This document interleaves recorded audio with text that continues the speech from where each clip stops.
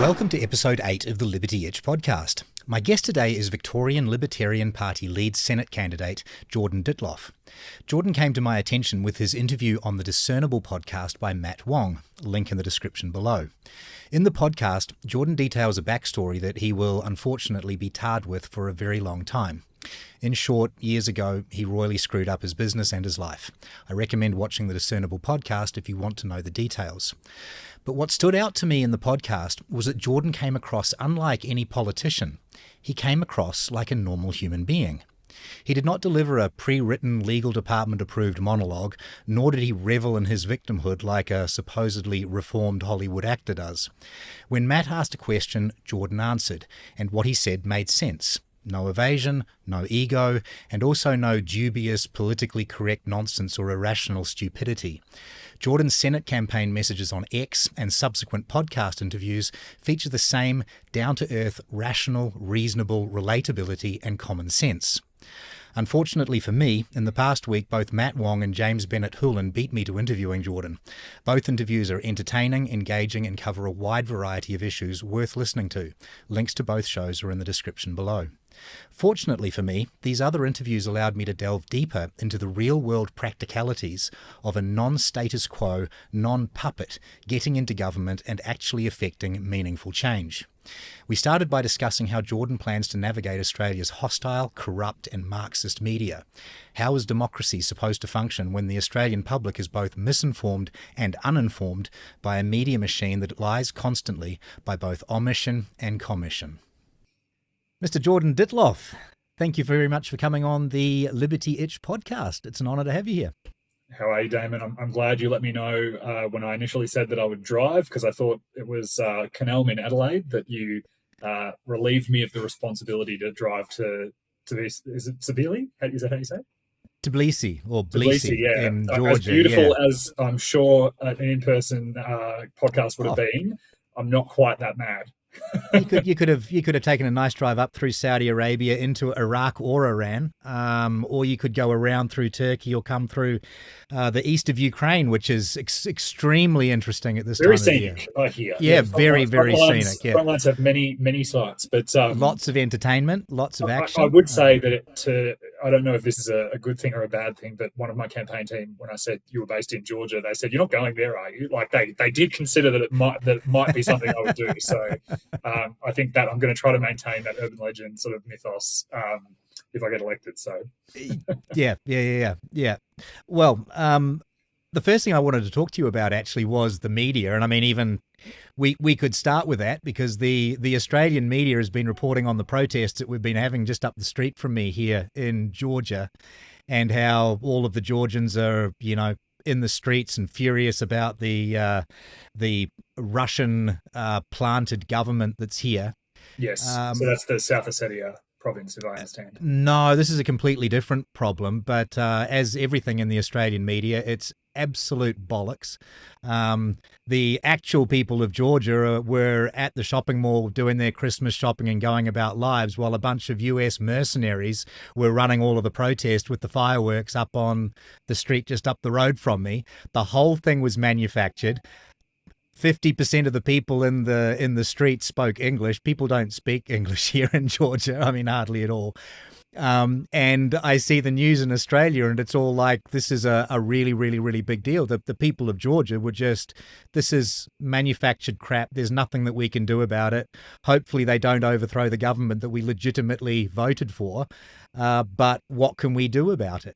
And I remember my first realization of how distorted the media was. I guess I always was a pretty critical media consumer. Like, I didn't sort of think that what you read is what happens, but I did think that there were biases, but that there was broadly, still some sort of journalistic underlying to tell the truth or balance or whatever, or try for that.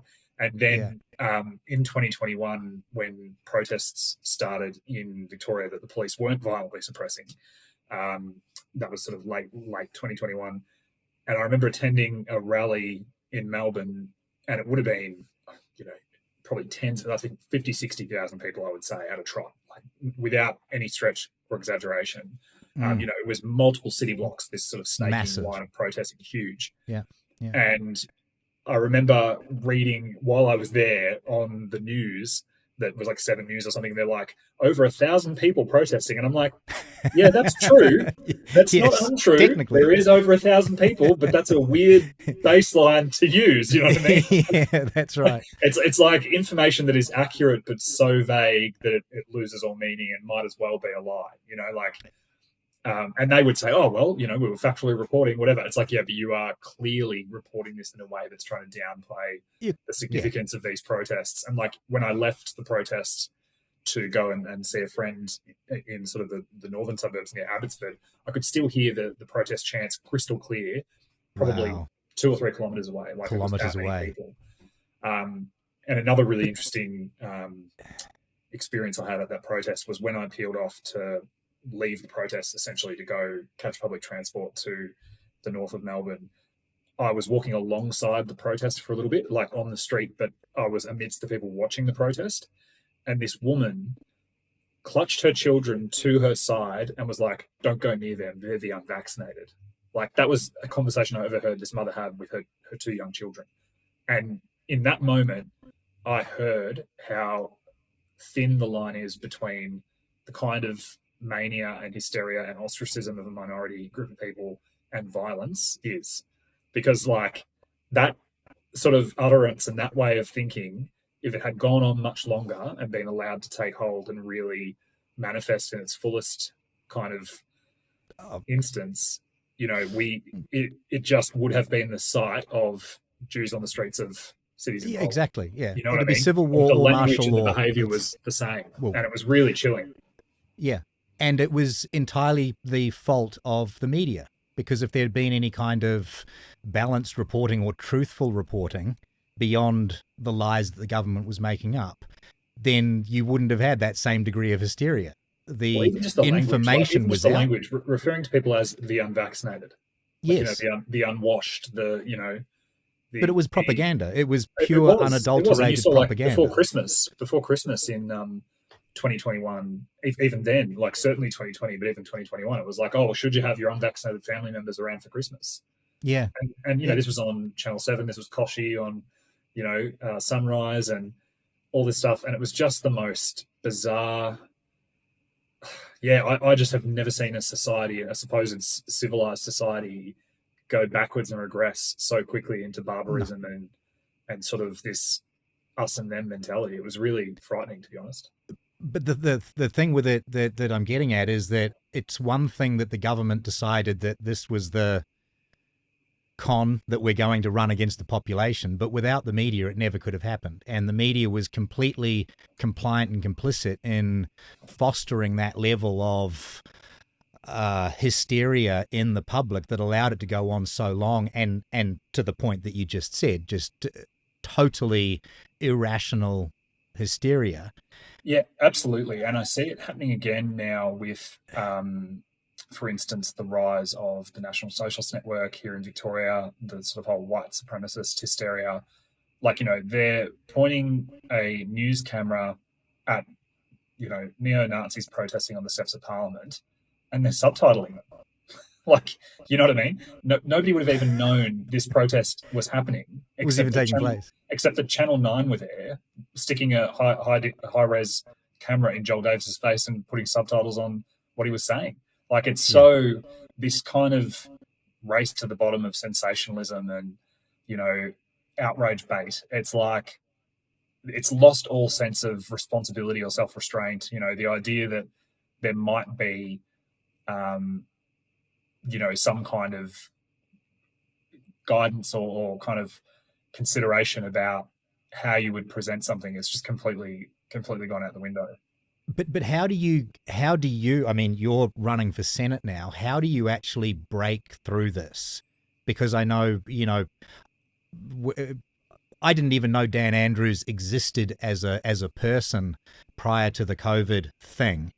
I didn't care for politics at all until it was ruining my own life. And even since then, there's no existence of the opposition parties in the media, it seems, particularly in Victoria, you do see it on a federal level, but in Victoria, there's no visibility given. And I've heard stories of even when the Liberals would say we're having a press conference and no press would turn up.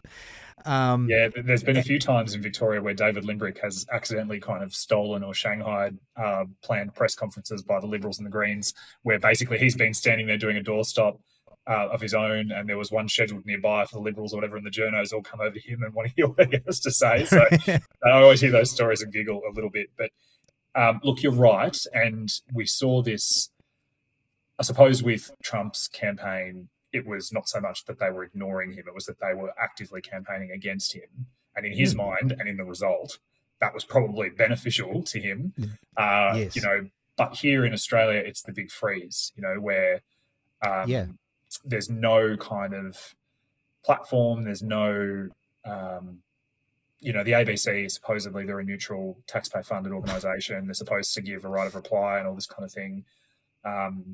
There was one instance on the ABC where one of the sort of anchors in the afternoon on ABC Talkback Radio, she actually raised libertarians would say, as almost like a kind of derisive throwaway. And I wrote to the program and I said, I'd love to have a right of reply to what this journalist sort of has said. She's sort of referenced our position. I'd love the ability to reply to that. Never heard back from them. Nope, nothing.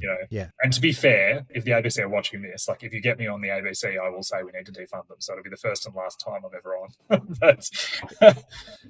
but and I think everyone would agree. I mean, the only good the ABC has is for raising blood pressure when you're sitting in your car on the way to work and you just want to be screaming at nobody, then just turn on the ABC. I think you and I are very, very similar animals, because I used to get, I remember, this was pre-2015 when I was still in the Libs, but I used to get looks from passing cars because I was just so John Fane was my blood pressure medication, where if I needed to get the heart started and clear the arteries up, and I would just listen to 774 mornings and I would just be just ranting and I was the same when I used to drive to work every morning, and I'd put on the ABC just to get the technical news, what are the headline issues. And even just reporting the headline issues, it was just this biased Marxist viewpoint of absolutely everything in the worst possible way. Well, I remember watching ABC News 24 live coverage. You might remember the failed military coup in Turkey against Erdogan. I think that was I think it was earlier than Trump's election. So I think it was early 2016 or mid 2016. And I remember watching that on ABC News live, the coup, because the time zone just meant that they just had unedited live footage of what was happening. And there were protesters on a bridge marching towards these military checkpoints. And they just opened fire on these protesters. And the ABC journalists, instead of just reporting what they were seeing and just saying, it seems that, they're like, we don't know what's happening here. We'll come back once we know what's going on. You could see in their eyes, they were trying to work out what they were meant to say and what spin they were meant to put on it, because they didn't know yet. They hadn't been told. They hadn't been given the instructions. Who was good and who was bad. It was the funniest 1984 thing I've ever seen in my life, because you're watching it live and you're like, with my eyes, I can see tracer bullets going into a crowd of peaceful protesters. But the ABC can't even say that because they don't know whether the people shooting are good or bad. They haven't been given permission for the correct narrative yet. Yeah. It's exactly... You remember the George Floyd protests in America, and you've got these reporters standing there in front of a burning down city with rioters smashing stuff in the background going, it's mostly peaceful protests here. And the the protesters are expressing their grievances. And it's like the whole city's burning down. Yeah, it's like the guy, what was his name? It was Baghdad Bob or whatever, the guy who was the propaganda minister for Saddam Hussein, and he was in there in the Second Iraq War when the Americans came in, and he's like, the Americans will never reach Baghdad, and you can see this Abrams tank just rolling through the background. But he was just totally straight faced, because if he said anything else, he would have got a bullet, But you could sort of see in his eyes, even he knew it was this kind of joke. It's all over. Yeah. And I think we are reaching that point. They say. I think Lunik said before he died, to be a satirist is one of the hardest jobs to maintain, because reality just keeps catching up with the absurd. It's beyond absurd now. But so from my point of view, I look at the US, and as you said, I think that the distrust of the media has reached such a level now that the more they tried to demonize Trump, the more that it worked in his favor. And how do you get there in Australia? It felt to me when I was there that the public of Australia is in a very, very different position. I I think it know is there's a lot of changing. distrust, but Yeah, I think it is shifting, and I think you see it especially with war coverage now at the moment and coverage of the anti-Semitism issue. I think that people are starting to understand that our governments and the media reporting of our governments don't have truth and the best interests of the Australian people at heart. You might have seen recently there was this admission by the New South Wales Police Commissioner that, in fact, about within hours of this kind of caravan of anti-Semitic this was the material and fake, explosives, where it was and they almost like said we're not Keystone changing the Cops. bill. Like, Yeah, you could have had yeah, Pink Panther music playing. You know what I mean? It was that obvious that it was a complete hoax. yeah. And for 9 days, our politicians at state and federal level didn't tell the Australian people that they'd been briefed to that effect, and they used this essentially false flag to bring in hate speech laws that had a massive chilling effect on free speech. And now that they've been exposed as this pretext being not based in reality, they're like, oh, well, you know, multiculturalism's too fragile to survive free speech. It's like, what? Like, what are you talking about? I saw the It's Liberals put just out there. like, Yeah, it's just upside down clown world stuff. And I think that certainly there are, so, and I should distinguish when you say people, you're talking about 51% or more of people, the average person. Fortunately, I'm not in the race for those people. I'm in the race for the 5 to 7% of Victorians who still live in Victoria and or can still vote in Victoria. I hope you're still voting yourself there in Georgia. But the people who are ready and who are aware of what's going on and sort of look at what's happening with disdain and a critical eye, those are the people that I need to find and convince to give me an opportunity. So in some respects, what you say about the mainstream Australian population is probably true, but fortunately, I'm not trying to win over or appeal to the mainstream of Australian voters. I'm trying to find that 5 to 7% of people who are looking for a solution and who don't see themselves represented currently. So how does explain how that works? What so you get So 5 to basically, 7, so in that'll effect, get you into the Senate. You yeah, need at least, well, it's all complicated because of preferences and things, but you need yeah. about 14%. Yeah, so in Victoria, the quota for a Senate seat is about 13%. It's a little bit over, it's like 13.6, something like that. Ralph Babbitt, at the last federal election, a senator for the then UAP, he was elected on 4% of the vote. So basically, because of the way Victoria's demographic composition is and the way that political kind of votes fall, you will usually in Victoria get 2 ALP senators, 1 Green senator, 2 Liberal senators, and then either a 3rd Liberal senator or a minor right party typically wins that 6th Senate spot. So for a range of reasons, I think I have to do a bit better than Babbitt did last time to get that 5 to 7% result.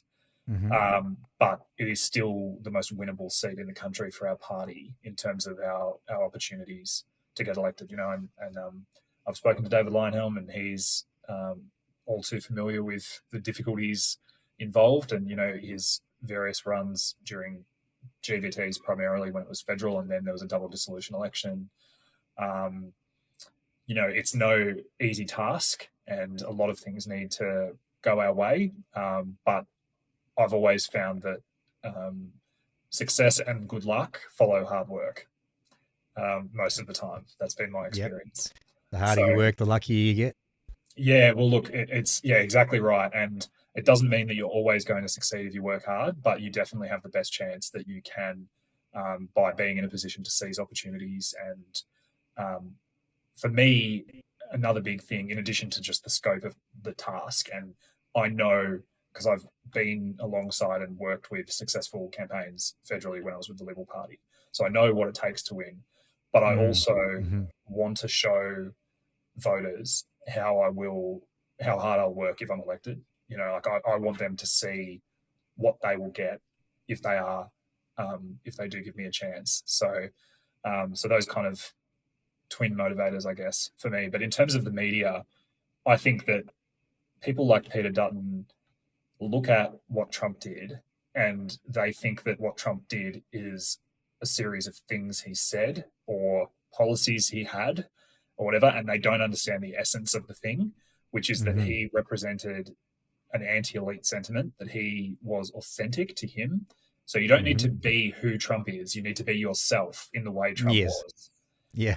And, you know, going on long form conversations like this, being able to actually hold a conversation with normal human beings. Like when I go to events or meet voters at community events or in the street or whatever, they always almost invariably say some form of, oh, you're a normal person. You are someone who is like one of us. You've had life experiences. You haven't had everything given to you. You've been through a lot of, you know, struggles actually, and you've made mistakes and had skin taken off. And people are drawn to that. They would prefer that than someone who has never had to struggle for anything and who's had a silver spoon in their mouth their whole life, or have been a sort of career politician or political. Or even just a manufactured puppet like a Trudeau, you know, just someone who's just so unauthentic, or a, heaven forbid, a Kamala Harris, where it's just you can't even say a single sentence without just confusing people and going, you're as fake as anything could possibly be. Yeah, absolutely. So I think that, you know, I've had conversations with people both in the real world and online and stuff where you'll start talking and they'll just go, oh yeah, you've got my vote. And you sort of want to say, you have to suppress the inner autistic libertarian and sort of resist the urge to say, oh, but wait, let me tell you about our policies. Like just thank them for the vote and leave it at that. But there's a lot of people who just want someone normal, authentic, who is a real person to vote for. So yeah, I think that the way we ultimately deal with mainstream media is to circumvent them and just to go the insurgency route. You know what I mean? Like, how do insurgents fight an insurgency war? They don't fight on the terms of the conventional war fighting machine they're up against. They don't fight where they've got no asymmetric advantage. Like I am running a guerrilla political campaign, so to speak, and I can't sort of sit there and expect that the mainstream status quo is going to platform me, because I represent a school of thought and a stream of people that will be the death knell of their business model, basically. Like, you know, and you see it in the misinformation, disinformation legislation space as well. Like, that was, yes, a terrible attack on free speech and a chilling effect on what people could say and think, but it also doubled as a protection mechanism. It was like a protection racket for mainstream media, because they were given this hall pass, essentially, to be trusted sources of information.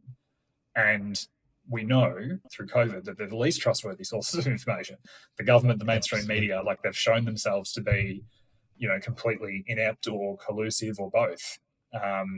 So, yeah, it's one of those things where, the path is definitely much harder as a minor party candidate, particularly a minor party candidate who really represents a challenge to the status quo in a way that someone like Clive Palmer, for example, doesn't. You know, he will get on the front page of the Herald Sun, the Australian. He'll get into the National Press Club because it's pay to play. You know, Simon Holmes Court, Clive Palmer. These are not really serious disruptors who want to provide a voice to challenge the status quo. They're born of maintaining their own interests. Yeah, exactly. They might want it to look a slightly different way or have a slightly different take or want the money to flow to a different preference. But they are all very much bought into the system of grift and kind of corporatism and that totally makes sense. All of that kind of stuff, Yeah. It's interesting actually thinking about it as you talk. And if I do a search on YouTube for a piece of information and I see CNN, NBC, MSDNC, etc., I literally will not watch it. If I see something on ABC, I will not watch it, because I know I'm going to get a untrustworthy nonsense perspective on a story, if not just outright lies. So I will go to the direct source. It's find the podcast that the person spoke to, or find any other non-mainstream news outlet. So maybe the deceit has actually worked in the favor of the smaller guy who is able to speak on these platforms. Yeah, absolutely. And it's really funny because one example of that, and it happened very early in my campaign and my candidacy, and it's kind of faded away because I feel as though there was almost a realization of the Streisand effect that it can have.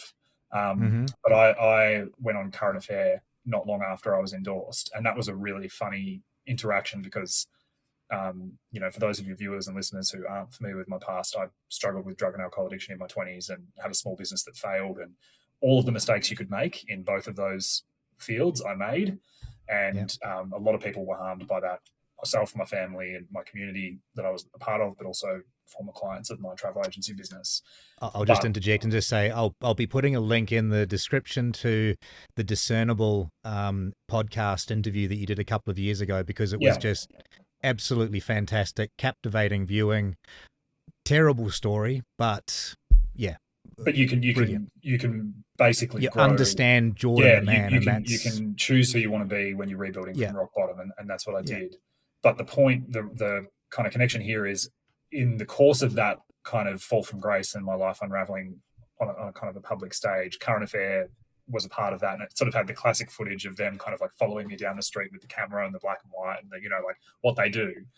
And after I was endorsed for the Senate run, I got this email from a Current Affair basically saying, "Dear Jordan, we'd love to hear about your story, and if you come into the studio, we'd love to chat to you." And it was all really polite and formal and through the front door. And I thought, like, this is so funny. It's such a night and day. It was almost surreal, like where they're running down the street, sticking knives in your back, and now they're just like, "We'd love to have you for dinner." I'd always thought that, like, one day they would jump out from behind the bushes and I'd have to have my receipts of all the money I'd repaid to people and, all the things I'd done.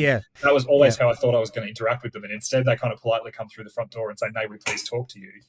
And I basically wrote back to them and said, "Look, I'd be happy to do that, but I'm actually pretty busy and I can't do it for another 2 or 3 weeks." And they're like, "Yep, no worries. 2 or 3 weeks suits us.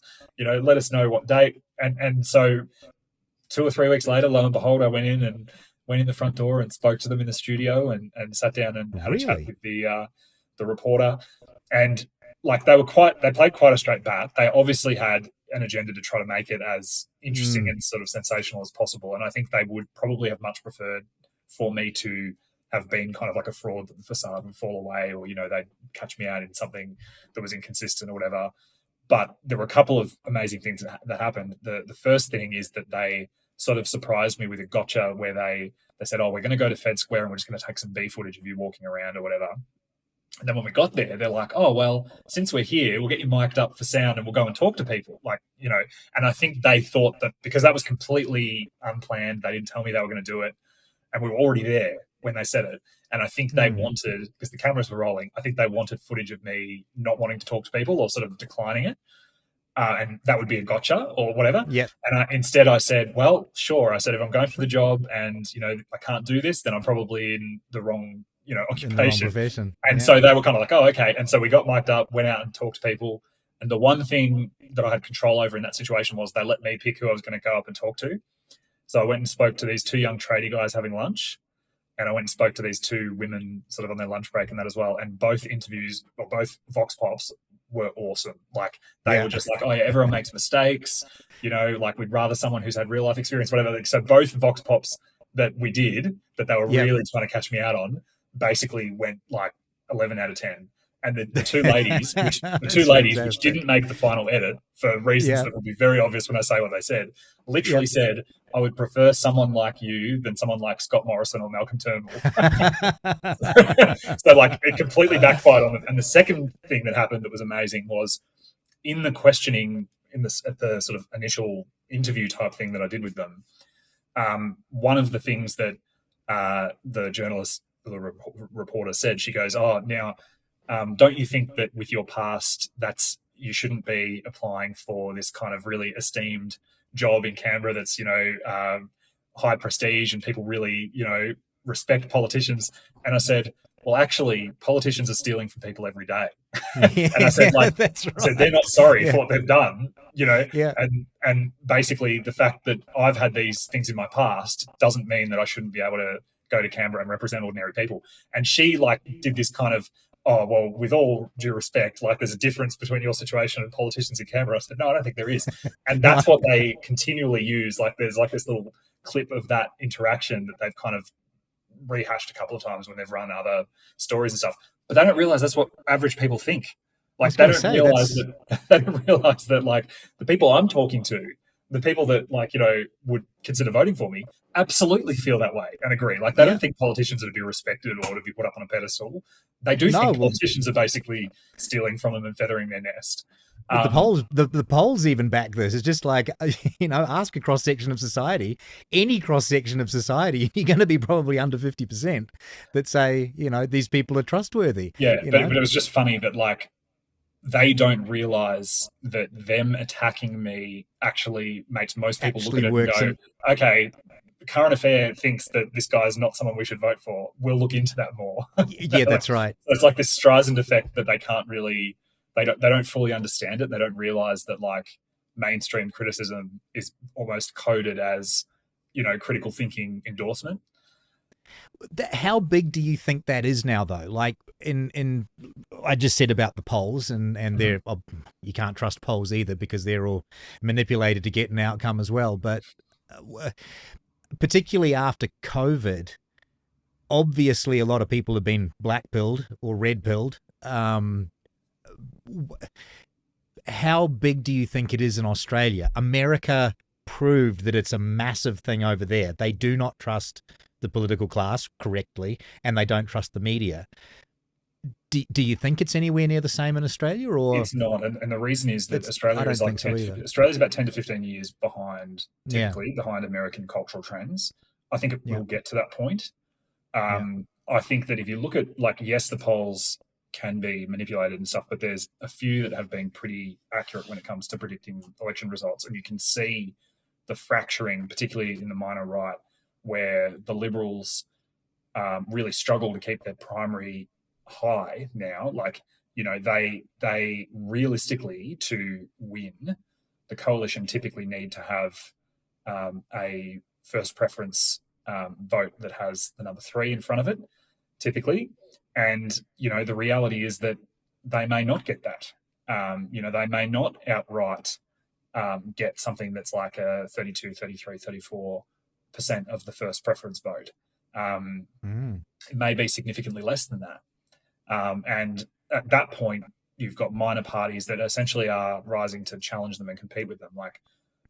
And they're vulnerable to it. Like when we had the misinformation, disinformation laws and the age verification, social media laws, I sort of sat down and thought, what are the possible ways we can put pressure on the Liberals to try to change their position on this? And what I came up with was we basically put an ultimatum to them and said, if you don't change your position on these laws, we are going to launch a campaign targeting your membership and offering free financial memberships to ex-Liberal members who basically care about free speech and don't want to let you just throw them under the bus. And we ended up getting around 200 memberships over the course of that campaign because they didn't change their position. It got huge coverage. And I know that senior Liberals and candidates and things like that were talking about it and were worried about it because a few of them that I know from back in the day reached out to me and said, oh, you shouldn't do this. And, it's a bad law, but, it's unavoidable, whatever. And I'm like, no, I'm going to do it more. So, I think that they are very, like, to the libertarian mind, competition solves almost all problems. Yes, and that's it does. Certainly true. It's true in media. And we're seeing that with the rise of, things like Liberty Itch and this podcast and other kind of alternative media, long form conversations. That's what people consume. That's what people trust and turn to for news, for entertainment, for authenticity. And in politics, it will be the same. In time, we haven't seen it yet, but we will see, I think, a political force emerge that will manage to harness that sense of truth-telling and rebellion against the status quo. One example is housing, where I think that the Libertarian Party, the only, you've got the socialist, the Victorian socialists who are running, believe it or not, for the Senate in Victoria. They think Victoria's problem is it's not socialist enough. Believe it or not, there are some people that think that. But like their solution to the housing crisis is we need more public housing. So we need to basically have the government build housing and give it to people for free, which of course means taxpayer funded. The Labor Party say, oh, we want managed growth of house prices. The Liberal Party say, we want to raise your superannuation, which we should never have taken from you in the first place, and put it into housing. And that's obviously just going to have a huge inflationary effect on housing prices. Yeah. Like, You haven't addressed the if you supply say, problem. and Clive Palmer said this the other day too, 30% of your super for a deposit in a house. The price of housing will go up 30% like overnight. Exactly. Yeah, to the dollar. I just don't understand. The solution is not more stimulus. The Libertarian Party are the only party in a federal election where housing is one of the main issues, and we're in the midst of a housing crisis, who are saying housing prices should come down for everyone. Like, we should just have cheaper housing. And yes, that's going to be hard and a hit for the people who have existing housing, who are leveraged heavily, who borrowed at the bottom of the market, or just before the bubble bursts. The last person to be holding the parcel when the music stops in any kind of government subsidy or scheme is always going to be worse off. There is going to be a detriment. But we need to move through that looking glass to get beyond this insanity that housing is now a speculative property bubble. Totally. Yeah. And again, people are just responding to incentives. We can't blame people who are investors and have, 3 or 4 or 5 homes, and, they're all using all the incentives that are available to them. You can't blame people for doing that, because they're just responding to the incentives, and the incentives are overwhelmingly, of course, government distortions. Yeah. And so libertarians basically say, just stop turbocharging the pump, just let it fall, or rise as demand and supply would dictate. You've got massive problems with distortionary mass immigration, that they're basically trying to keep the GDP up at all costs. That is interacting with a chronically over-regulated and undersupplied housing market. And, you can see, looking at the Victorian example, why. It's because why would you be building a domestic home if you could be getting paid 4 times the money on a union government big build site?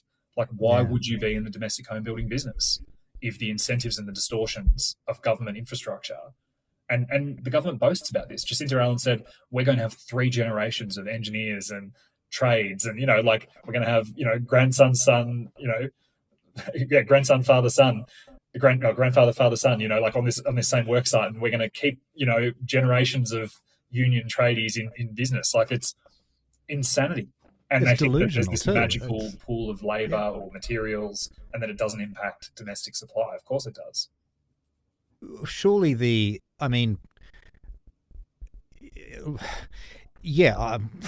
surely you just release you release more land and you allow building to take place, and it would take care of itself. It's worse than that in Victoria, because you've got all these,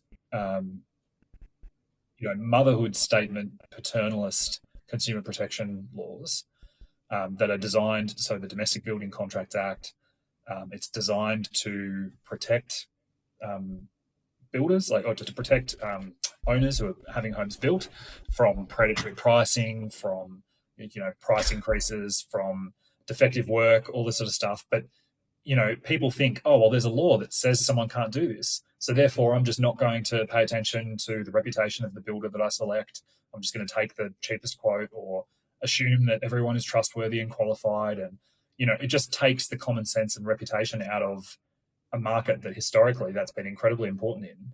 And all it does is it ends up damaging quality, and all the things that are meant to protect consumers instead end up destroying them. Because now, if you have a builder go under and become insolvent, which probably, the vast majority of builders of all sizes in Victoria are technically insolvent, where I'm certain, and this is as someone who has traded insolvent before, so I'm certain that there would be builders everywhere who are accepting deposits for new homes to use that money to get to the framing stage or the slab stage or the lockup stage, whatever it is. If all monies paid had to be delivered and shown what they've been used for straight away, it would be game over. But if you do have a builder who goes insolvent, and you've got to rely on the insurer of last resort, the Home Insurance Agency, that's the Victorian Government Consumer Protection Insurer, they're just selling off repair jobs and build finishes to the lowest bidder. And the same problem arises again. And that's in 2 or 3 years wait time. So you've got these horribly traumatized people, some of whom are building for the first time, dealing with the government insurer, who re-traumatizes them by bidding, by auctioning off their repair job to pick up from an insolvent builder to the lowest bidder. And then they're not getting the full thing they've paid for. It's just absolute madness. And it's like, and it'll be typical government timeline. So it's yeah, 3 years down the track that finally you couldn't write a less functional system that was intending to traumatize people than what we have. And that then you go one step further and you've got state zoning and planning requirements and restrictions. You've got NIMBY councils who say, oh yeah, no, we want housing, public housing, just not in this suburb.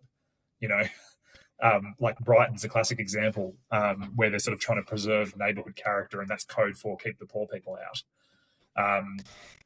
You know, you've got like, but keeping the poor people. I'd be interested to see what Tbilisi is like in terms of stories and density of housing, because in Vienna, for example, in Europe, it's all 6 stories everywhere. There's no high rises. Everything is just 6 stories from the street, and it's beautiful. No, I'm living in a 40-story tower here. So there's a few. There's more and more towers going up between sort of 20, 30 sort of story. 30. Sorry, I'm 30 stories in this one. There's Melbourne, a number of those. Here in Tbilisi. Yeah, well, one of the proposals in Melbourne is that to help deal with some of this, that there be some sort of 6-story medium density around rail hubs and stuff. But all of those rail hubs where that would be built are in suburbs that are basically totally resistant to development. So it's, you know, it's a Gordian knot, you know, of classic proportions. And it's just on all levels. So you've got supply and demand both being hampered by government. Then you've actually got government also competing with the private sector who would otherwise be delivering domestic homes. So it's just the trifecta, basically. So yeah, like but you've also got is going wrong. You've got the entire economy is held up by property values as well. Yeah. So if you were to do anything that would have a catastrophic effect on property values, which is going to happen anyway, then it'll be interesting to see how the banks come out of that. And you know, what we know is it's going to be the taxpayers who foot the bill, because you've got bail-in laws and regulations that a lot of people don't know about, where like it's kind of like a reverse guarantee where the government essentially has committed to guarantees the bank with your money, covering losses. Yeah, it's crazy. Deposits are now a 3rd-tier loan to the bank, so they get paid. They get paid back after the other. How does it go? The not shareholders first. The secured creditors. Yeah. Anyway, the depositors are way down the pecking order. They're not. And you know, like everything hinges on government stimulus. You know, like the last 12 months, apparently about 83% of all jobs created in Australia are government jobs, either actual APS jobs, contractors, or NDIS. But you know, they say it's a 0.5. They say 0.5% growth, and you go, okay, and 83% of that 0.5% is government stimulus. It's just sluicing through the economy. It's just it's like you know, it just reminds me of that 1984 thing where he's working in the Ministry of Truth and he's just making up numbers and sort of saying, oh, well, you know, we had this many shipments of corn and this many things produced or whatever. And he doesn't know whether they ever existed at all, much less whether the figures are accurate. Yeah, yeah. I saw just before that the federal debt as a percentage of GDP went from about 40 to about 60% in the last 12 months. And it's and that's on one level. I'm not sure if that's the whole thing, but it's a 50% increase in the level of indebtedness, and the economy grew 0.5%. You go, this isn't even $1 in, $1 out anymore. This is, you know, $10 in and 50 cents back out. Yeah, absolutely. And you mentioned you watched, there was a podcast I did with James Bennett-Hoolan in Geelong last week, and he kind of said, oh, we'll have to fact check the Victorian debt thing. And I looked at it afterwards. Yeah, you were way off. I checked that. You said $1 million a day. So where I got the idea of 1 million from, and I thought it was 1 million a day. In fact, it's 1 million an hour. So James and I were both wrong. So it's not 1 million or 10 million a day. It's actually 24 million a day in interest. 26 million. Your figures are old. Million. Okay, well, my figures are probably out of date. Yeah, and that's the beauty of it. They say that, you know, compound interest is the most powerful force, and you know, it's just incredible. The numbers are so high when it comes to debt in this country that it's almost not real. Like people can't grapple with it. They can't actually comprehend Yeah. what that means. It's incomprehensible. Yeah. But this is something that's, in the US, I've heard Trump, Elon, JD Vance, and Vivek Ramaswamy as well. And who was he? Anyway, they've all come out as just a little sort of comment dropped into a longer conversation and glossed over by everybody else. But the admission that basically the US has tops realistically of about 2 years. Mm. And it's like at $2 trillion a year deficit, and the money going out the door as it is, and it's 2 years max. It's insolvent. It's got 140% of GDP as its debt, 200% of GDP on top of that, and unfunded liabilities. The numbers just keep going on, and the amounts of money, hundreds of trillions of dollars the US is in the hole for. It's impossible mathematically. And so Trump's coming in with these policies and everyone's squabbling over whether tariffs are a good or a bad idea. And it's like, oh, hang on, you got to work off the base of this is all falling apart in the next, in the short term. Mm. If he goes in and he tries to negotiate at better terms, he's negotiating from a position of strength, because it's kind of like, well, Canada, if we don't fix this deficit, then there is no American market for you in less than 2 years. And Zero. It's funny because I've been through that myself. Like, I still have quite a lot of debt, but when I went to prison, I felt like, there was just this unassailable mountain of debt and things. And, there were different bills owed to different people or whatever.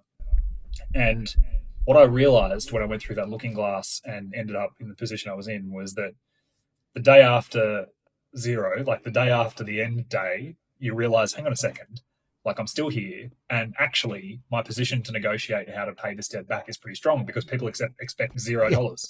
And if somebody is literally unable to pay you, that's the worst position to be in. So people go, okay, you say you're away for 27 months or whatever, like we'll hold off on that until afterwards. We'll work out a payment plan. So I never declared bankruptcy. So I actually sort of navigated, and it was really not a plan initially. It was very intuitive and sort of, I just expected it was something that would automatically happen. I didn't realize it was something I had to file for. Like, that was how voluntarily do. Yeah. And instead, what happened was that I basically was able to pay back nearly all of my private debts. I've still got repayments to make to victims of my former business that I've now repaid a little bit over $40,000 towards. And, on the sort of verge of admission to legal practice or the Senate, my capacity to repay that will soon hopefully be significantly more. Yeah. But it is that thing of, you have more power than you realize when you are in not a great position. And I think that a lot of people don't realize that, whereas Trump, he's equal parts businessman and entertainer. He sort of has that real intuitive grasp of things. Yes, but what I was getting at with Trump is that he and his party have acknowledged the gravity of the situation and the fact that this is mathematically impossible as it is, and radical, drastic things that are not ideal. They're not what you want to do necessarily, but need to be done in order to actually continue. And I watch Australia and Europe, and they're utterly delusional, because everything we're just talking about here with the housing market, you just go, this is such a giant clusterfuck I'm sorry for the language, but it just absolutely is. It's such an absolute unworkable shambles that you go, there's only two possible outcomes. The whole thing collapses and Australia goes into a horrific recession where lots of people get completely wiped out and the country goes into a hole for 20 years. Or someone comes in and actually says, this can't continue. We need to do some stuff that's going to hurt, but not hurt nearly as bad as the alternative. And some people are, if you went and bought a property at the top of the market at a 0% interest rate, then you were an idiot and you're going to wind up hurting from this. But we need it's really interesting you say that, because one of the phrases, or one of the kind of cornerstones of my campaign, like I've got this kind of campaign statement, kind of like core, what are we about? What's this campaign about? That I developed really early at the start, like before I actually got pre-selected. And one of the like the opening sentence of this kind of statement for my campaign, or like the raison d'etre for my campaign, is something is wrong, right? Like just that simple thing, like something is wrong. That'll resonate with everyone. We are in an unsustainable position, and yeah. the major parties are engaged in what I like to call magic pudding economics. I don't know if you ever remember the book The Magic Pudding when you're a kid, where you can vaguely, but yeah, it speaks for itself. Keep eating this pudding, and it can be any sort of food you like, and it just keeps replenishing. It's like, you know, this sort of, you know, have your cake and eat it too, in the Australian sort of, it's like the Australian version of that. And I think that there will be a real electoral dividend for the first party that levels with the Australian people and says, we can't do this without pain. Like, all of the options are bad. We're going to have to make sacrifices, and it's going to hurt.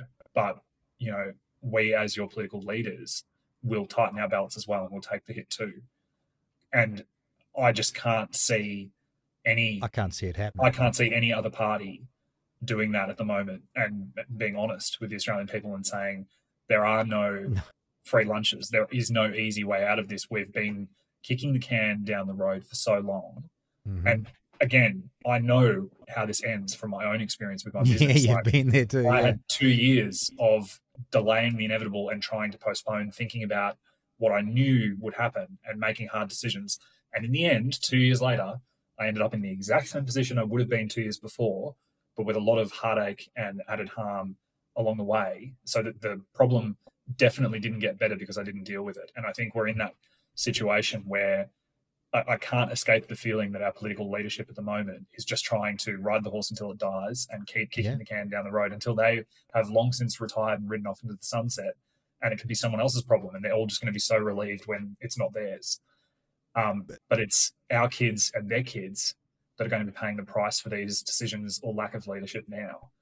And yeah, that's the reason I'm running. Like, for me, the timing, you know, like, I'm just starting a promising legal career. My wife and I are hoping to start a family and all this sort of stuff. And it's like, in many ways, it's the worst possible timing for me personally, but I just can't, I can see, if nothing changes, what this country is going to look like in 10 years' time. And, you know, that's even before you factor in the disruption of AI, the kinds of things you're talking about in America and global markets and things like that. Like, I just think we are rapidly approaching a cliff, the scale of which people don't fully appreciate.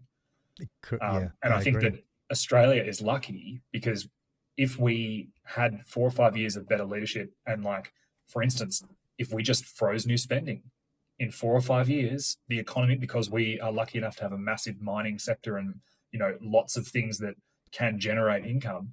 Like, if we just froze all new spending, even if we didn't make cuts, if we just maintained spending as it was and froze new spending, the economy would be back in the black within 4 or 5 years. It could be done. Yeah. So it's not as though it's this impossible task. That it's just that all the baked in assumptions and the lack of willingness to make hard decisions and say, well, what do we have to cut? What can't we? What can we live without?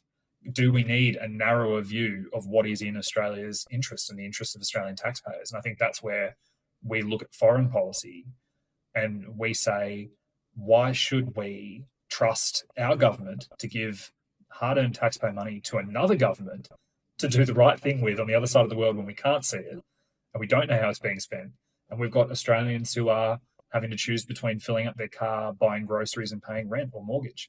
Yeah. Like, it just doesn't make sense to maintain this kind of prestige, ego-based foreign policy. Yeah, we're a rich country and we can afford it. As if we're not sort of like, you know, strutting around on the world stage trying to, you know, it's like watching someone who's complaining about their bills go and rent or buy a new car on finance.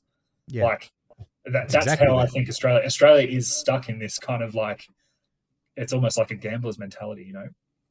It is. One of the things, though, that I noticed when I moved back to Melbourne and I opened, mistakenly, worst regret of my life, this business, and came to the realization that essentially all of the people working in the CBD, I mean, it's fairly obvious that no one in a CBD actually produces anything. Like nothing material comes out of it. It's just basically shuffling electronic forms amongst each other. And for all intents and purposes, you can say that all of the people working in the CBD are working for government, because everyone from your lawyers to your architects to your engineers to your bookkeepers, accountants, everybody is meeting government regulations. It's all management of information to meet government regulations, because everything is regulated. Everybody's got a license from the government in order to fill in the forms for the government, and they pay their license fees and their registration fees and all of their other fees to the government to keep earning money for filling in forms for the government. And it's this giant money go round. When Australia talks about productivity, it's like, there's no productivity in that. You're administering yourselves. It's just an extension. There's just movement.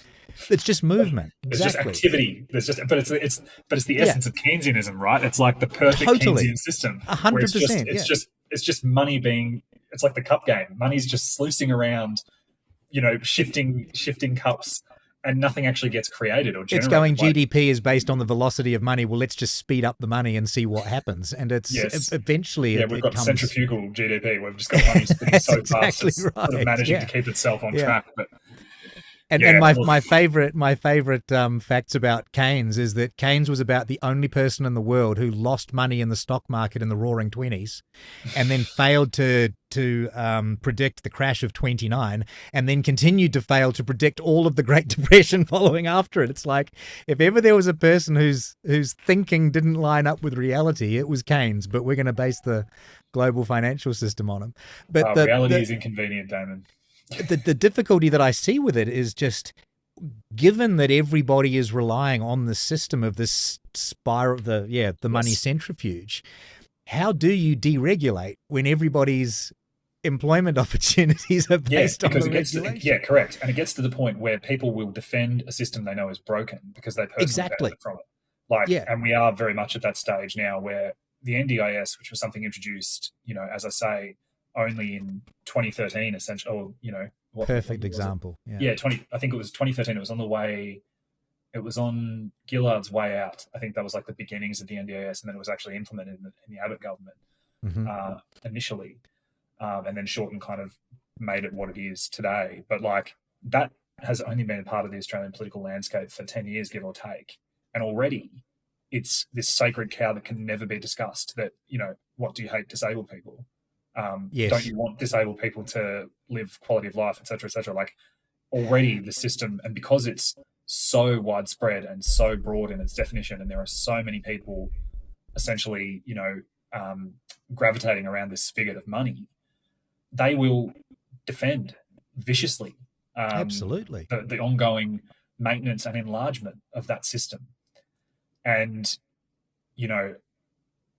I really need to look into the details, and if I'm elected, I really want to prioritize learning more about the way the NDIS functions, and what can be done to try to turn it into something even vaguely sustainable, if it can be maintained at all. Because it's just one of these things where when everything becomes a right rather than a want or a preference, it's impossible to distinguish priorities.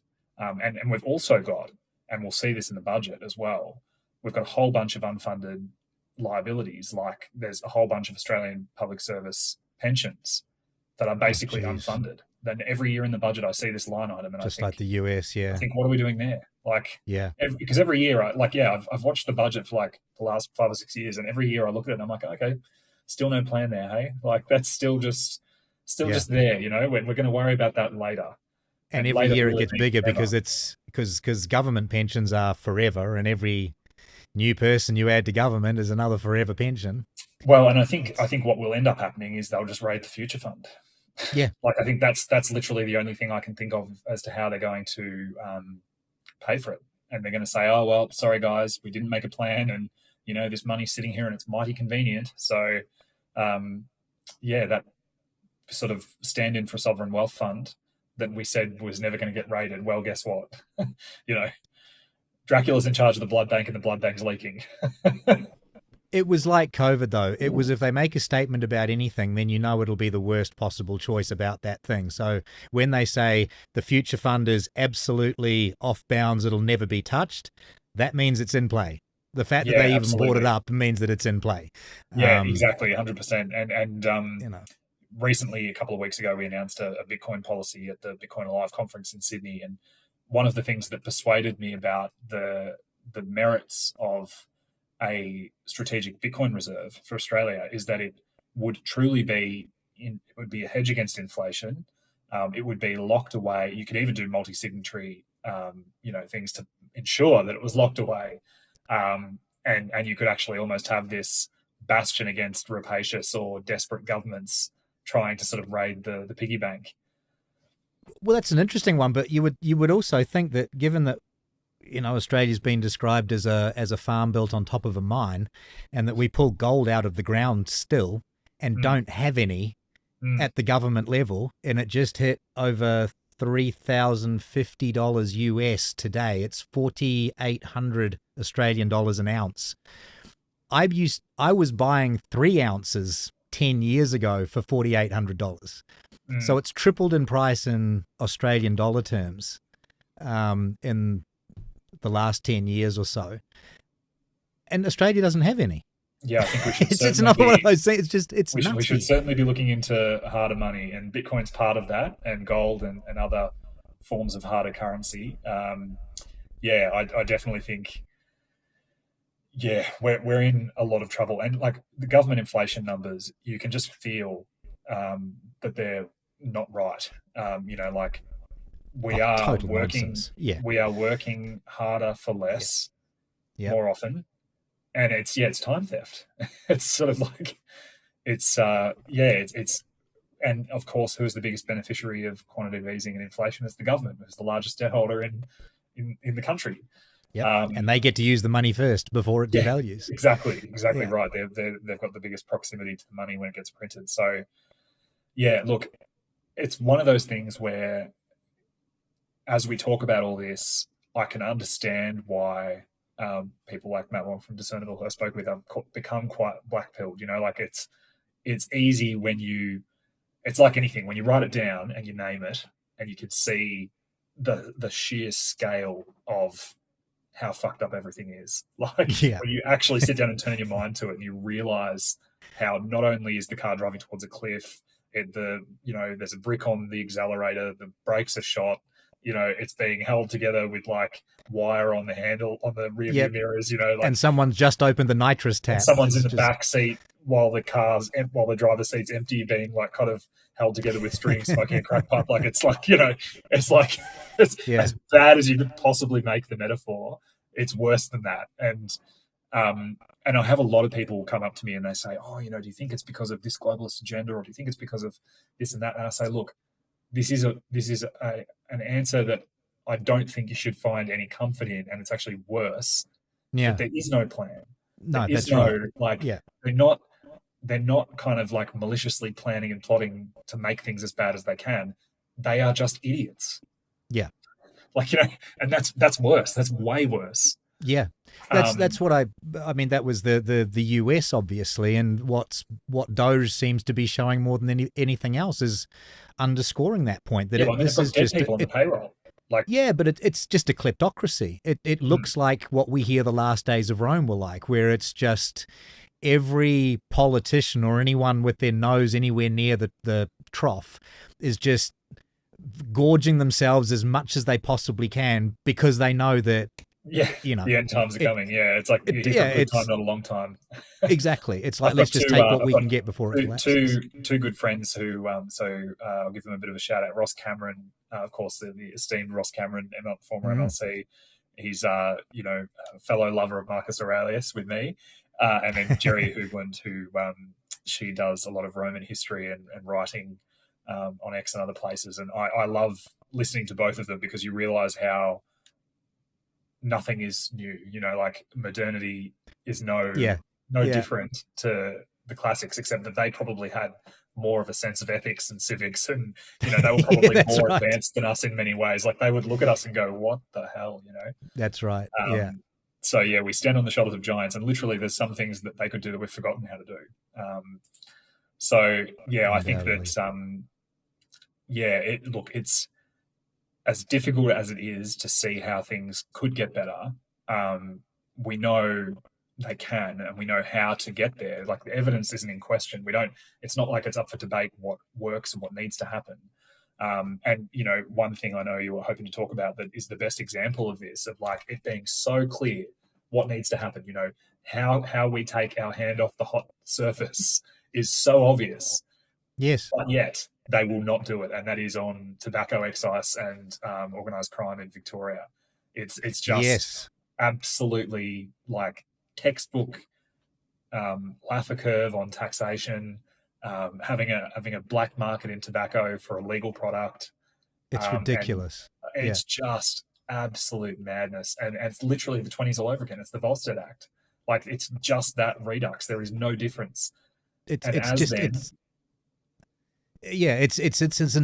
insanity what you've spoken about in some of the other podcasts too, that to the average person in Victoria, I don't smoke, never have, never even taken a puff or tried, never been interested in it. It's disgusting, but I believe in other people's right to do it. But you wouldn't think, it's sort of like, ciggies are expensive, so what? And it's just sort of like, no, just behind the surface of that small, insignificant problem is a level of criminality and an industrial complex going on that is just, it beggars belief. There's people dying over cigarettes, and you go, this is insane. And actually increasingly, it was recently confirmed, innocent people. This one woman and her dog were in the wrong house at the wrong time. They were firebombed by arsonists paid by organised crime who thought it was a different house. Like, they just got the wrong house. So some random person just died because Mark Butler wants to be a public health hero and tax cigarettes to the moon. Like, it literally, that is the summary of the essence of it. Like, people have died because Mark Butler and the public health lobby would rather organised crime regulate cigarettes in Victoria and be profitable than big tobacco or the government. Like, it's like, that's literally the simplest expression of it. You can't actually refute that. That is the decision they're making in the face of all the evidence. And like, we even had The Guardian yesterday because we did a tobacco war community summit last weekend on Sunday, where we heard from Dr. James Martin from Deakin, who, he's a criminologist who specializes in illicit black markets, mainly like hard drugs, like ecstasy and cocaine and stuff. That was his sort of bread and butter before. And suddenly he's found himself being an expert in black markets in tobacco. And he's like, what the hell? Like, he never expected to be analyzing black markets in a legal product the same way as Colombian cocaine cartels and all this sort of stuff. But it's exactly the same. And the difference is it's completely man-made. It's like the government has made a legal product so expensive that a very lucrative black market has arisen underneath. And it's just, and at the same time, it's also, it seems it's not even being policed, because these black market cigarettes are available widely throughout Victoria. Oh, absolutely. In regular shops. And vapes as well. Like, you can go into a petrol station today. Like, I could go around the corner and go into a petrol station, and there's just clearly displayed vape products. Like, it's not even hidden. Like, there's not like, you go behind the counter and say the secret word and, there's a back room or something. It's just front and center. Because Victoria Police, and this happened in Prohibition in the 20s in America as well with the Volstead Act, state law enforcement officials are basically corrupt and in on it and taking a bribe for all this ridiculous money that's sluicing through the economy, or they just have to run dead and ignore it. And that's the two options for Victoria Police at the moment. And if you were to look at it at federal level, I'd be shocked if there weren't bribes and collusion in Border Force and the AFP with imported tobacco and imported vapes. Like, it would be foolish and imaginary delusional thinking in the extreme to imagine there wasn't. Because also I imagine that, you're a lawyer, so you can tell me. I'm a law graduate. I'm not yet admitted to legal practice. I have to, about to be. That's okay. I have to correct anyone when they say that, because the powers that be watch very carefully. So, but yes, like, as someone who's legally trained and has completed my legal studies, like, but the punishment, if I'm working for Border Force and I allow a container of cigarettes through and get caught, I'm not going to get in the same trouble as if I let a container of cocaine through, correct? No, well, that's true. That's true. It's a completely different true. type of charge. It's not got to do with trafficking and all the. It's just the excise wasn't collected. Yeah, well, that's true, but it's also true if you think about it, right? And again, I think my experiences just and a bit of imagination equip me to think about this in ways that most people would struggle to do. But if you were going to pay a bribe to an AFP officer or a Border Force officer whose job it was to interdict contraband, they would just look in the wrong place if they knew where the right place to look was, wouldn't they? Like, they don't even have to do anything wrong. Like, they don't. All they have to do is we didn't find anything. Yeah. So how are you going to prove that? Like, as in, unless you have the smoking gun message that told them where and when the thing they're not meant to find is, like, they have complete discretion over what they search. It's not like randomized on a computer or anything. Like, they go, it's that thing, this one and this one. So if they know what they're not meant to look for is, like, how incredibly difficult is that to police? Because it's almost like the inverse of, like, you're not paying someone to do something illegal. You're paying someone not to do their job. Yes. And I mean, that's what but I it's would also do. It's that thing I was talking with you before we started rolling, where when you get to a point where the laws are just so basically nothing that you do is not against some law somewhere. It's just so over-regulated everywhere that it's essentially impossible to obey the law to a point of absurdity. You stop caring about any of the laws. And if you are one of those AFP people, it's like morally you might go, I can't let a container of heroin hit the streets or fentanyl because I'd have blood on my hands. But cigarettes? Yeah, no worries. I'll take the check and, take my family out and I won't check that maybe container. It's just not worth doing the paperwork. Maybe you're not corrupt. Maybe you actually just go, you know what? Yeah, today I'm just going to not open that door because it's not going to make a difference anyway. And, it's just going to be, and like, that's where Victoria Police are at, where it's like, they're essentially left in this position where they've got limited resources. They're very, very,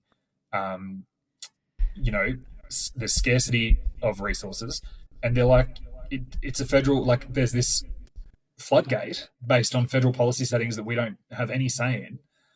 And one of the things I actually said in the Tobacco Summit, when we were talking about the politics of, like, how this might work to fix it, is we have this weird situation at the moment where we've got Labor government in Canberra and Labor government in Victoria. So the Labor government in Victoria, if Dutton won the election, I can guarantee you, and I don't make many, like, guaranteed ironclad predictions, but I reckon within 1 month, maybe 2, if Dutton won the election, I reckon you'd get Labor governments in New South Wales and Vic going, we need to do something about this tobacco excise, organised crime. Absolutely, yeah. Whereas at the moment, if they did that, they'd be sort of like putting their own side under the bus. So there's this weird thing where they kind of know that the federal government's fucking them, right? But because the federal government is their side of politics, they're not going to say anything. Incentives. Whereas the moment you have a coalition government with these kind of settings, I reckon if you had state Labor governments, they would be jumping up and down, and they should, but they should now.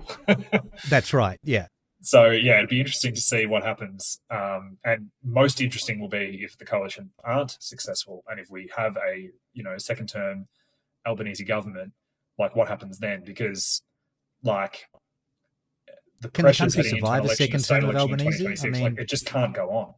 No. Like, at the moment, it's kind of puttering along and not getting a lot of media attention because it's not as simple. Like, it is simple, but it's not easy to report. Yeah. And you sort of have to almost point the finger at the federal government to really report it credibly. So these academics in The Guardian the other day, and The Guardian's a notoriously left-wing publication.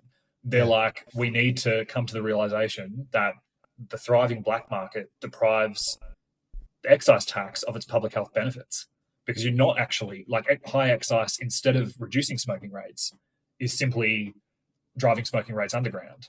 Yeah. So you're not getting the benefit, the supposed public health benefit of the tax. All you're getting is the government benefit. And even then, last financial year, 14 billion was their predicted excise, and they had to revise it down to 9 billion. So that's $5 billion in excess revenue. $5 billion in excess revenue. It's written off. They're like, okay, we didn't collect that revenue.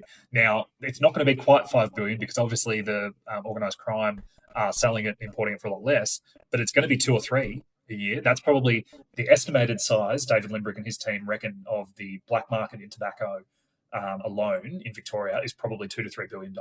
Absolutely. If they lost $5 billion just in the excise tax, then absolutely it's that high. Yeah. And it's just like, and that money in turn has to be laundered somewhere. And there's not that many places you can launder $2 to $3 billion in black money. It's probably construction and real estate, most likely. They're the two most likely candidates in Victoria. And then we see the CFMEU on building sites and all the connections. So, like, you know, it's all interrelated, and people think, oh, well, it's just a smoker's problem. And I actually had someone say to me the other day, like, oh, you're framing this wrong. You should just be saying libertarians are going to slash tobacco excise by 50% or whatever. And I'm like, but only smokers care about that.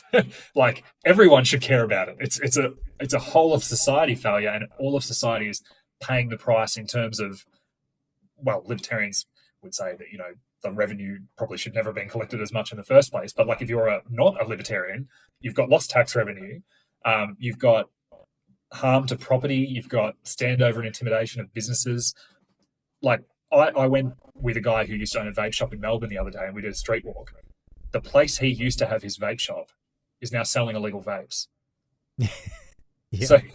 So he's been put out of business as a legitimate seller of vapes to adult consumers, doing all the right things, following all the right laws.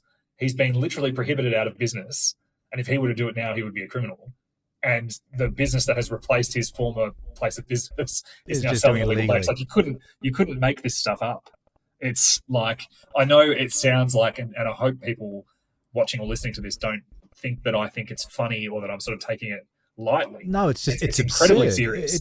But you have to laugh or you cry, you know, like, from a black humor kind of poetic irony point of view, you couldn't, like, if you read this in a fiction book, you know, you wouldn't believe it if someone told you it was nonfiction. You would go, well, that would never happen in real life. Yeah, exactly. I can't suspend disbelief long enough to make. Like, you know, that's very convenient for the plot. You know, like, you know, oh, like, sure that happened. But no, actually, it is. And the funniest thing is the government and the people making these decisions, the public health lobby in particular, they can't see it. Like, they can't understand, you know, and you can see they don't understand because you've got the AMA, the Australian Medical Association, calling for tax on sugar. Like, high sugar things need to be taxed. Exactly the same thing will happen.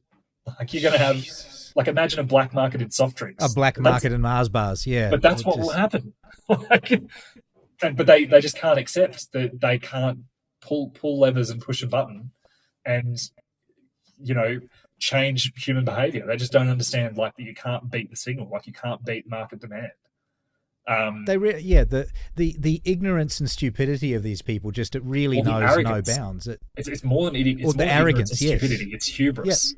Like, to think that they can, with the stroke of a pen, you know, harness and constrain market forces that are just totally beyond their control. Like, it's exactly this. It's exactly the same as when the EU a couple of years ago, to punish Russia, said that we're putting a maximum price on oil.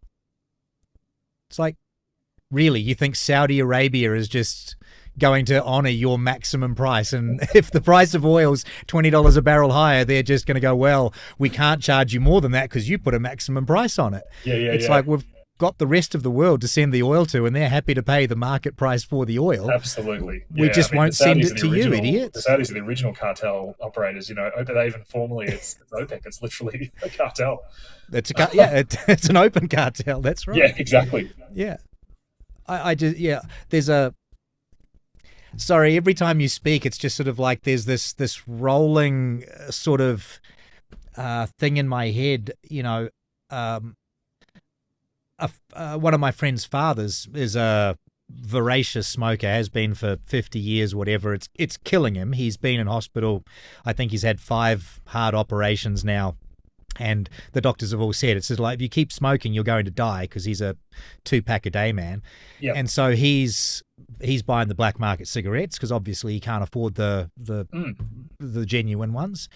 And was getting sicker faster since he started using them. So my friend bought him a packet of legitimate, you know, proper cigarettes at great expense, and much better for a few days. much, much, much better, but couldn't afford to do it. So went back to the black market ones, which are actually made, it's like they're probably made in China with arsenic and lead in them. Just really, really bad products as well. But it's just so expensive that it's not possible to do it that way. So you're trying to help people's health. Smoking's already on the decline. It's not a cool thing to do anymore. And yet you're killing the people who are buying from the black market that aren't being protected because of your stupid laws. And it just keeps on going. And then the money goes into, when you said, where does the money get laundered? Well, I can say for a fact it gets laundered through gyms, because there's all of these gyms in Melbourne now that have multi-million-dollar fit outs. They're just acres of the most expensive equipment you can possibly imagine. They've got memberships that aren't actually possible. When you've got 70,000 members to a gym, there's not 70,000 people going, but 70,000 memberships were paid. And hair salons, beauty salons, all the rest of it. You see these places with $1 million chandeliers and a hair salon. It's like, that wasn't from cutting hair that they spent $1 million on a chandelier. No, you're absolutely right. You're absolutely right. It's just, it's mafia state. It's Gotham City, like you said. It's like the criminality has infested so far through everything. It's hard to fathom how you root that out. Well, it's interesting, just going quickly to what you were talking about with product quality. As a sort of a comparison, Japan has far less taxation and regulation on smoking than Australia does. And as a result, you have quite a competitive market where the various players like British American Tobacco, Philip Morris International, etc., compete on quality, where the filters, the quality of tobacco, all the stuff is much better objectively than even the legal product here in Australia. Because guess what? If you're basically making the legal product no brand recognition, no product differentiation, pictures of cancer sufferers on every packet or whatever, the cigarette companies are going to comply with that, but they're not going to do anything to improve the product or compete on product or anything they don't have to do. You're making it a low quality market. Yes. It's funny that, like, in Japan, yes, there are a lot less regulations, etc. Smoking rates are also falling with just age demographics and stuff, but you have a better legal product. You were talking about like smoking rates in Switzerland and other places like that. They have this thing called snus, which is like a nicotine product that you just put in your mouth. It's like a little because there's the lozenges, patches, the gums, and everything. So they basically have all these alternatives to smoking that are far more effective, but still give people nicotine. And basically the public health lobby are like, no, we've got a war on nicotine, no nicotine. Like, it's just crazy. And it's so bloody minded. And really, these public health lobby people are so fixated on the perfect ideology that they don't see. They've created this world where, once the money is laundered, if you're going to like a Middle Eastern or Turkish crime syndicate or whatever, who knows what that money is getting used for? Like, it'll be standover, terrorism, whatever. Like, you're gladly funding that. And David Limbrick had this absolutely stellar speech. I think it's probably the best speech I've ever heard a politician make yesterday in Parliament around the machete ban, where he sorry, no, it was not the machete ban, it was the CFMEU issue, where he basically said, construction and black market tobacco, black market vapes, they're all economic business units of organised crime. They're all integrated, and it's this huge, complex, multi-billion-dollar economy, and it's the most thriving, productive part of Victoria's economy. But they're not paying tax. It's like, and we would be fools to think that it's not just continuing to operate. Like, Ted Baillieu, in the brief 4-year window where Victoria actually had Liberal leadership in the midst of all this Labor that people forget because it was so forgettable, Ted Baillieu banned solariums in Victoria. I don't know if you remember that. Yeah, I remember that because I've been a solarium user for 30-odd years. Right. I wasn't pegging you as that. I wasn't going to put you in that box and assume, but I'm glad. So you know what I'm talking about. So to this day, police are occasionally still raiding premises and finding illegal solariums. Yep. So nobody who wants the product or who wants to access the product isn't getting it. And you've just completely driven all the legitimate business owners out. So anyone who did have concerns or safety conscientiousness around cancer or limits on how much people can use them or whatever, now it's completely gone out the window.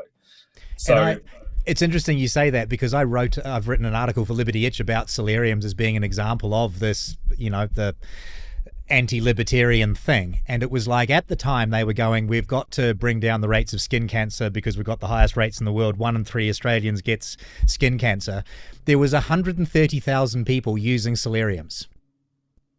So you go, hang on a second, 1 in 3 out of a country of 24 million, talking 8 million people, only 130,000 people use solariums. Even if 100% of them contract skin cancer, it's still not even a blip on the statistics of the 8 million actually, people like, who are the big case study where this poor girl, like, obviously had a negative outcome, but then when you read how much, like, hours she was using these solariums, you're like, no, the Asian girl, but the Asian girl, it was like she'd used the solarium for like 2 weeks and got skin cancer, and you're like, she didn't get the skin cancer from solarium. She either had she must have had the skin cancer beforehand, undiagnosed. And what can you get in 2 weeks of sun exposure? Even if you incinerate yourself, to a crisp, yes, you don't get skin cancer in the short period of time that she was doing it. But the thing that was coming out, that again, there are always these telltale signs with these things, was all of the news reports coming out going, solariums are too dangerous, we need to ban them, we need to bring down skin cancer, yada, yada, even though it's statistically impossible to have any effect whatsoever. But there are perfectly good fake tanning products on the market now. Every single time, and there's a perfectly good fake tanning product on the market now. And the whole thing was funded by the cosmetic industry. Because that's what happened. They closed down the solariums. They sell another, $1 billion a year worth of fake tans. Now you've got, your skin is the largest organ on your entire body. You've got people painting the largest organ in their body with mysterious chemicals to turn it orange. And you're seriously telling me that this is going to not, 20 years down the track, someone's not going to go, oh, there was an ingredient in there that is seriously cancer causing. Like, yes. It's another one of these farcical things that you just, sorry. Every time we get onto something that's one of those things where that was one of my big awakenings to libertarianism, because I was sort of like, I remember the language around it too. Like Ted Bowie, literally, I remember reading this news article where he goes, I hate them. Like, that's what he said. Because in decreeing that this thing was banned, he's like, I hate them. And it's like, what? Is that the basis we're making, like, policy on now? We're making these determinations now, it's just oh man, it was such a strange thing to observe, and we can see that in so many areas now. But yeah, look, it's no, please. No, well, I was going to say the last topic I wanted to touch on, and I hope it doesn't go too much, but in terms of it's basically the renewable energy stuff. And the reason that I wanted to make this sort of the last thing to touch on is because it looks like something that is hopefully not quite there yet in terms of another giant, corrupt, kleptocratic government money grab. Can it be stopped? Yes, and I think it can, because the people who are benefiting from it are most alarmed by even talking about it. Like, you can see by the Malcolm Turnbulls and Lucy Turnbulls of the world, and Simon Holmes à Court, like how aggressively they're pushing it, and how immediately and stridently and Matt Keegan is another one, like, shocking. But like, you can tell that they're very sensitive about the rort being over, because even talking about alternatives like nuclear energy, like, just sends them into histrionics. Like, no, we can't do that. Like, whatever. Like, we know we're saying it's about renewables and emissions, but what we're really saying is it's about this particular type that we benefit from massively, right, in the renewables lobby. Like, yeah, it's sort of like, it's even if you, like, I personally think, whether or not you think climate change is real, nuclear energy has so many benefits. And we are the single largest repository of uranium in the world. And we're happy to sell it to India, who has nuclear weapons, but we're not. It's the funny thing about, like, this and these conversations is, like, having to verbalize the status quo position. It's impossible not to be derisive. Yes. Like, it's impossible not to state what their position is, and not in any way strawmanning. Like, just stating factually on the face of it what their position is so absurd. Yeah, like, it's so you cannot say ridiculous. it without your voice dripping in sarcasm, because it's so utterly ridiculous.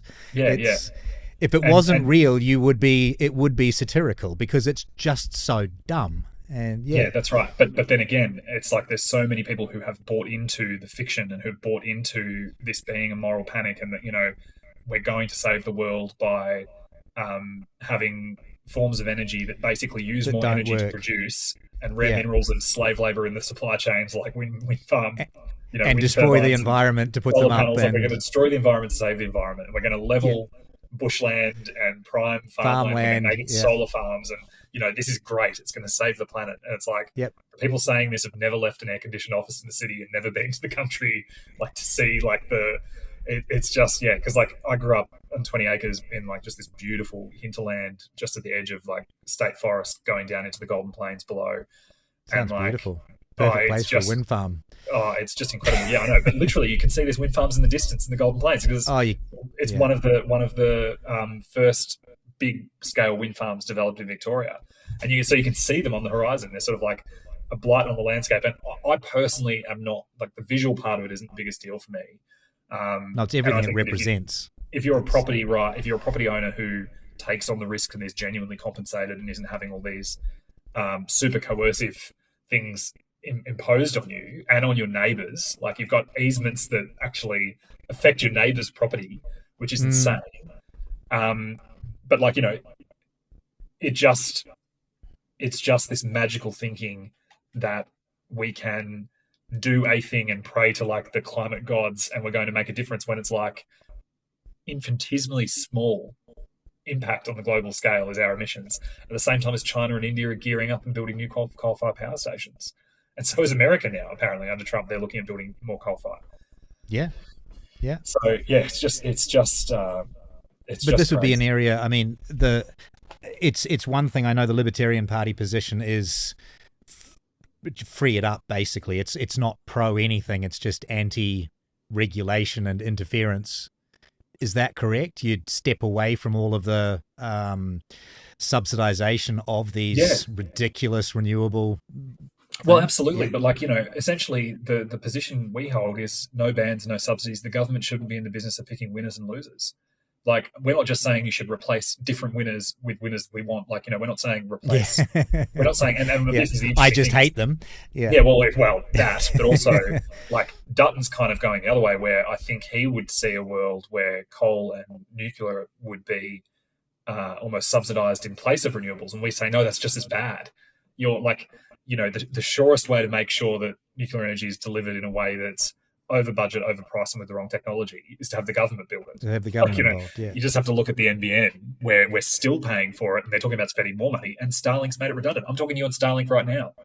Like, oh, you are, yeah.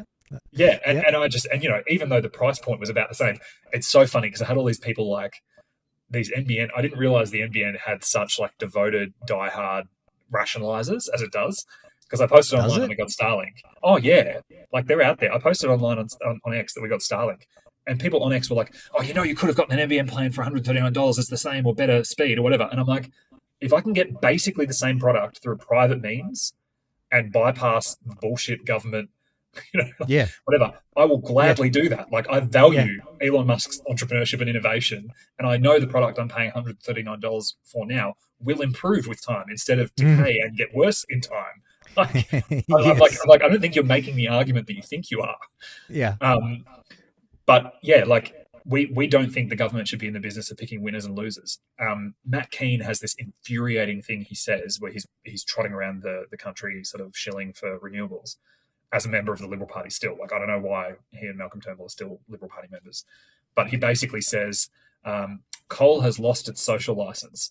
And I go, yeah, well, another way of putting that, Matt, is that you've destroyed coal's social license. Yeah, that's right. You know, like, it's basically the government saying, gun to head, hey, look, you can choose whichever option you want, but if it's not renewobles, we're going to shoot you in the head. And people go, renewables, and they go, consent. Yay! Everyone agrees. That's right. You know, why would, it's like that meme, you know, where he shoots the guy. He's like, why would coal do this? Like, why wouldn't people be investing in aging coal infrastructure? Oh yeah, that's right, because we basically guaranteed that those investments are not going to be returned, and that we're going to be basically shuttering these plants regardless of what you do. So why would you spend money on it? Can you do this, though? I mean, realistically speaking, when you've got both Labor and the Libs behind this rort, and it is a rort in the most egregious possible way. Yes. But can you, as one person, or what's required to at least get this stopped? Because as you say, it's sort of like energy is at the crux of absolutely everything in the economy. If Australia can be energy independent and have cheap energy, there's a possibility that could then lead into going back to actually making real stuff and having a competition on the global stage. As you've identified, the biggest obstacle to us having a viable manufacturing sector is not having reliable, cheap baseload energy. And you're not even allowed to say baseload energy anymore. They're like, baseload energy is a myth. You know, like you're like except when the wind stops and the sun's not out. Yeah. Oh, it's so bizarre. But basically, so I won't go too much into it, but I have thought about. Yeah, it's an entire episode plus. So day one, if I'm elected to the Senate as an army of one, as David Lynell was, I have this theory that because Dutton basically has said that he's going to repeal the ban on nuclear energy, but he's going to be building nuclear power through the government. Oh, and awesome. I actually think that in a world where Dutton wins unexpectedly and sort of, pulls off this one-term Albanese government thing, I think that there's a world where Labor and or even potentially the Greens might support a repeal of the ban independently of his plan for government to build it, because it really wedges him, because he's basically saying we're prepared to repeal the ban as long as it's built on our terms.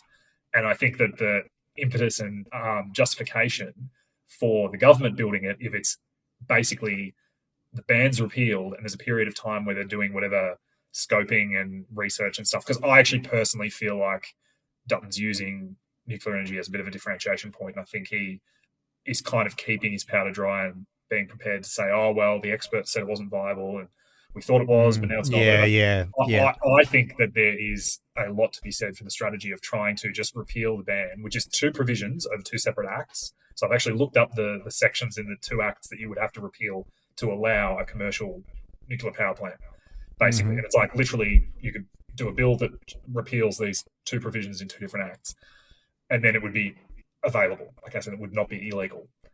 And I actually think that there's a way you could sort of talk Labor and the Greens into potentially wedging the coalition on that issue of saying, okay, well, essentially our argument of, well, if nuclear energy is too expensive and it's not going to work, then if you repeal the ban, nothing happens. And I think that giving that time to run, and if by the next election there hasn't in fact been government-built nuclear energy plants, they could then say, well, look, we've had this ban repealed for 2 or 3 years, there's no interest, and you know what I'm saying? So you sort of get the benefit of repealing the ban, which is all we ever asked for, and leaving it to the private sector, who then might come through and sort of invest in it without having the taxpayers foot the bill for yet another government white elephant. So that's kind of my very preliminary plan of attack on nuclear energy that I've sort of thought.